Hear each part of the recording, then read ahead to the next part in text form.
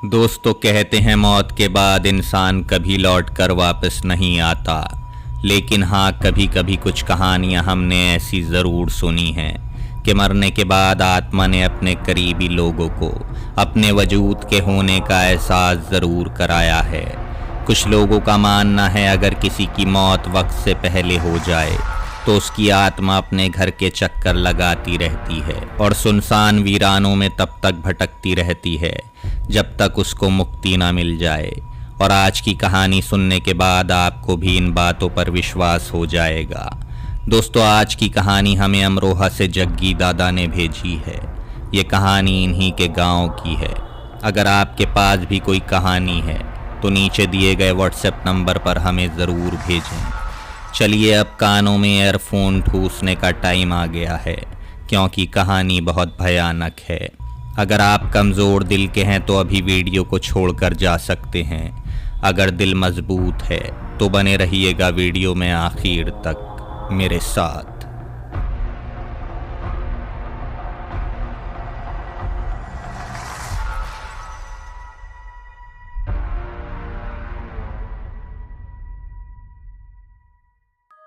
दोस्तों, ये कहानी आज से लगभग 35 से 40 साल पुरानी है। हुनेसर जी हमारे गांव के ही रहने वाले थे। वो शादीशुदा थे। उनके परिवार में उनके 2 छोटे भाई, माता पिता, पत्नी तथा 2 बच्चे थे। हुनेसर जी कोलकाता में किसी सेठ के यहाँ ट्रक ड्राइवरी करते थे। उन्हें ट्रक पर माल लाद कर दूर दूर के शहरों में जाना पड़ता था। वो बहुत ही मेहनती थे और अपना पूरा काम पूरी जिम्मेदारी व ईमानदारी से करते थे। उनके कामों से उनका सेठ भी बहुत खुश रहता था और हर महीने उन्हें अपने साथ लेकर डाकघर जाता और 1000-1200 रुपये उनके घर मनी आर्डर ज़रूर कराता था। ऐसा हर महीने होता था। हुनेसर जी की जीवन गाड़ी बहुत ही मज़े में चल रही थी। कभी कभी जब उन्हें माल लेकर लखनऊ बनारस आदि जाना पड़ता तो वो थोड़ा समय निकाल कर घर पर भी आ जाते और घर वालों का हाल चाल लेने के बाद वापस लौट जाते। एक बार की बात है कि हुनेसर जी रात को करीब 10 बजे ट्रक लेकर निकले। उन्हें दिल्ली की ओर जाना था। उनके साथ सामू नाम का एक खालसी भी था। हुनेसर जी खालसी को अपने बेटे जैसा मानते थे और उसे ट्रक चलाना भी सिखाते थे। अब सामू ट्रक चलाने में निपुण भी हो चुका था। उस रात सामू ने जिद करके कहा कि आप आराम से सो जाइए तो ट्रक चलाकर मैं ले चलता हूँ।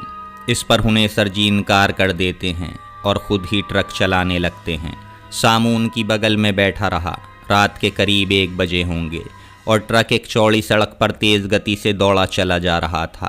अचानक हुनेसर जी को पता नहीं क्या हुआ कि वो सड़क किनारे ट्रक रोक कर बीड़ी सुलगाने लगे और बीड़ी पीने लगे।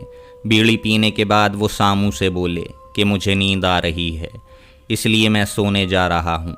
तुम एक काम करो, धीरे धीरे ट्रक चला कर ले चलो। सामू तो ट्रक चलाना जानता ही था। उसने हामी भरकर ट्रक की स्टीयरिंग संभाल ली और धीमी गति से ट्रक को दौड़ाने लगा।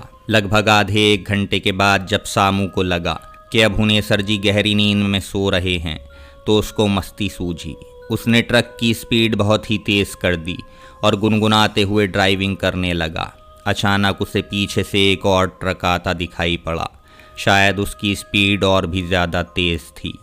सामू ने सोचा कि शायद पीछे से आ रही ट्रक उससे आगे निकलना चाहती है। सामू का भी खून अभी एकदम नया था। वो ऐसा भला कैसे होने देता। उसने भी ट्रक का एक्सीलेटर दबाते हुए ट्रक को और तेज़ दौड़ाना शुरू कर दिया।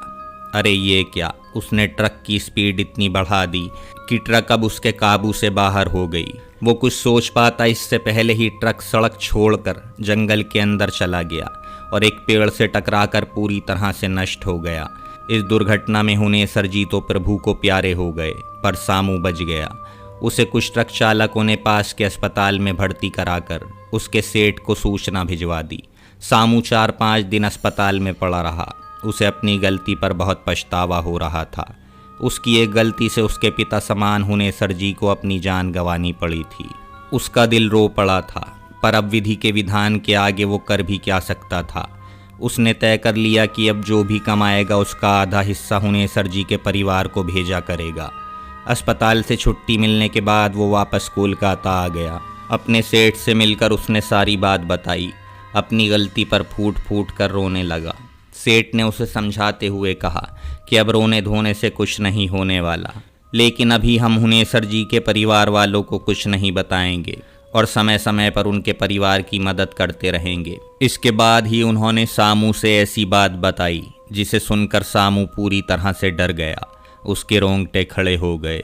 दरअसल सेठ ने रामू को बताया कि हुनेसर जी बराबर बताया करते थे कि मालिक, जब भी यहाँ से माल लेकर दिल्ली के लिए निकलता हूँ तो रात को करीब 1-2 बजे एक सुनसान जगह पर ऐसा लगता है कि कोई ट्रक तेज़ी से पीछे से आ रहा है और हमें ओवरटेक करने की पूरी कोशिश कर रहा है। पीछे देखने पर वो ट्रक दिखाई नहीं देता, पर ट्रक के मिरर में वो साफ साफ ओवरटेक करते हुए दिखाई देता है। कई बार तो मैंने अपने ट्रक को किनारे लगाकर उतर कर देखा तो पीछे कोई ट्रक नहीं दिखाई दिया। तेज़ी से आता वो ट्रक केवल रात के समय, और वो भी मिरर में ही दिखाई देता है। मालिक, इस ट्रक के चक्कर में कई ट्रक वालों का एक्सीडेंट भी हो चुका है। समझ में नहीं आता कि ऐसा क्यों होता है। आगे उस सेठ ने सोमू से कहा कि मैं हुनेसर जी की बातों को सुन तो लेता था, पर उस पर ध्यान नहीं देता था, क्योंकि ऐसा कैसे हो सकता है कि कोई ट्रक होकर भी ना दिखाई दे। और वैसे भी मैं भूत प्रेत में विश्वास नहीं करता, पर तुम्हारी बातें सुनने के बाद पता नहीं क्यों अब मुझे हुनेसर जी की बातों पर विश्वास होने लगा है। सेठ जी के इतना कहते ही सामू को जैसे सांप सूंघ गया था। वह चाहकर भी चीख नहीं सका। तो क्या पीछे से आ रहा ट्रक कोई भूत प्रेत था, या कोई भूत ट्रक बनकर ट्रक वालों को चकमा देकर दुर्घटना करा देता था? खैर, समय सबके घाव भर देता है। सेठ भी अपने काम में लग गए और सामू भी। 3 महीने बीतने के बाद एक दिन सेठ ने सामू से कहा कि चलो हुनेसर जी के घर चलाते हैं। इस बात को छिपाना ठीक नहीं होगा, और साथ ही हुनेसर जी के परिवार की कुछ आर्थिक मदद भी कर देंगे। हुनेसर जी थे तो हर महीने उनके परिवार को मनी ऑर्डर चला जाता था, पर पिछले 3 महीने से मनी ऑर्डर भी नहीं गया था और ना ही कोई पत्र आदि उनके घर गया था। उनके घर के लोग कहीं परेशान ना हों। सेठ की बात सुनकर सामू ने कहा, सेठ जी, अगले महीने मेरी शादी है। शादी के बाद हम लोग चलेंगे, क्योंकि मैंने भी सोच रखा है कि हुनेसर जी के परिवार की मदद करता रहूँगा। इसके बाद सेठ ने कहा कि ठीक है, अगले महीने चलते हैं।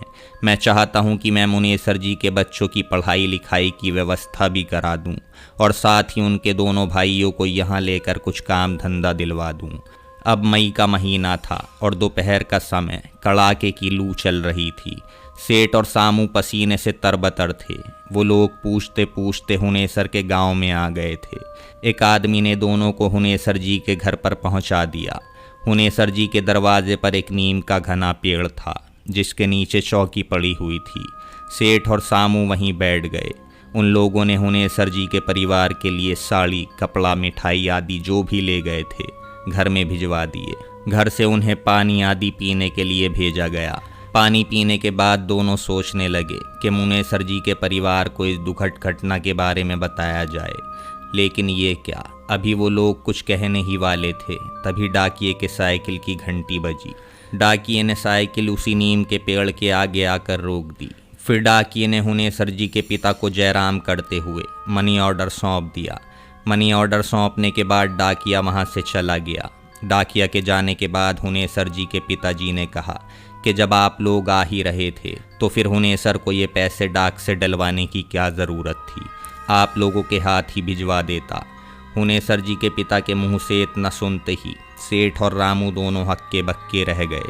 सेठ ने सांस रोककर पिताजी से पूछा कि क्या कहा आपने, क्या हुनेसर ने मनी ऑर्डर भेजा है? सेठ की ये बात सुनते ही हुनेसर के पिताजी ने बिना कुछ बोलते हुए 100 रुपये के 8 नोट तथा मनी ऑर्डर वाला छोटा कागज़ का टुकड़ा जिस पर पता लिखा था सेठ के आगे बढ़ा दिया। सेठ जल्दी जल्दी उस कागज़ के टुकड़े को उलट पुलट कर देखने लगे। उन्हें कुछ भी विश्वास नहीं हो पा रहा था, क्योंकि मनी ऑर्डर के उस कागज़ पर जो लिखाई थी वो हुनेसर जी की थी, और वो पैसा उन्होंने पिछले महीने ही उसी डाकघर से लगाया था जहाँ से सेठ और वो बराबर हर महीने पैसा लगाया करते थे। अब तो सेठ एकदम से घबरा गए थे, साथ ही सामू के चेहरे का रंग भी उड़ चुका था। उन दोनों को समझ में नहीं आ रहा था कि ये क्या हो रहा है। तभी हुनेसर जी के पिता बोल पड़े कि कुछ भी हो, लेकिन भगवान ऐसा बेटा सबको दे। हम लोगों का बहुत ख्याल रखा करता है, और हर महीने थोड़ा कम या ज़्यादा मनी ऑर्डर ज़रूर करा देता है।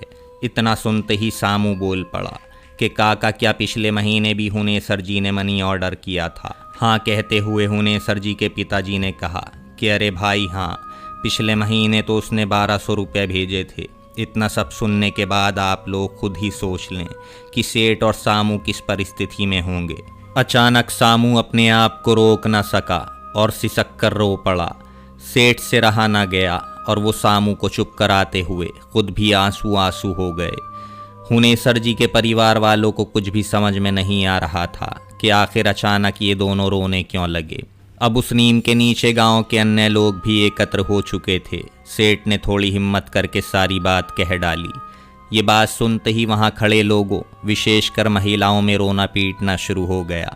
पर अभी भी हुनेसर जी के घर वाले ये मानने को तैयार नहीं थे कि पिछले 4 महीनों से हुनेसर जी नहीं हैं। अगर हुनेसर जी नहीं हैं तो इन 4 महीनों में जो 3 बार मनी ऑर्डर आए हैं वो किसने भेजे हैं? हैंडराइटिंग तो हुनेसर जी की ही थी। अरे इतना ही नहीं, 2 महीने पहले उसका एक पत्र भी मिला था जिसमें उसने लिखा था कि बाबूजी, कुछ ज़रूरी काम आ जाने के कारण 1 साल तक मैं घर नहीं आ सकता, पर मनी ऑर्डर बराबर भेजता रहूँगा। इसके बाद हुनेसर जी के दुर्घटना की पुलिस द्वारा ली गई कुछ तस्वीरें और डॉक्टर की रिपोर्टों के बाद आखिर में हुनेसर जी के घर वाले माने कि अब हुनेसर जी नहीं रहे, पर वो भी पूरी तरह से नहीं माने थे। गांव वालों और कुछ रिश्ते नाते वालों के कहने सुनने के बाद हुनेसर जी की अंतिम क्रिया संपन्न की गई। सारे काम विधिवत संपादित किए गए। इसके बाद हुनेसर जी के दोनों भाई सेठ के पास कोलकाता चले गए। सेठ ने उन्हें एक कारखाने में अच्छे वेतन पर नौकरी दिलवा दी। इसके साथ ही सेठ हर महीने हुनेसर जी के परिवार के लिए कुछ पैसे मनी ऑर्डर कराता रहा। खैर जो भी हो, अभी भी सामू को ये यकीन नहीं है कि उसका पीछा करने वाला ट्रक कोई भूत चला रहा था और मरने के बाद भी हुनेसर जी अपने परिवार को मनी ऑर्डर करते रहे। खैर अब हुनेसर जी के परिवार को पूरी तरह यकीन हो गया है कि अब हुनेसर जी इस दुनिया में नहीं हैं, क्योंकि इसके बाद अब उनका मनी ऑर्डर आना भी बंद हो गया था और ना ही कोई पत्र आया था।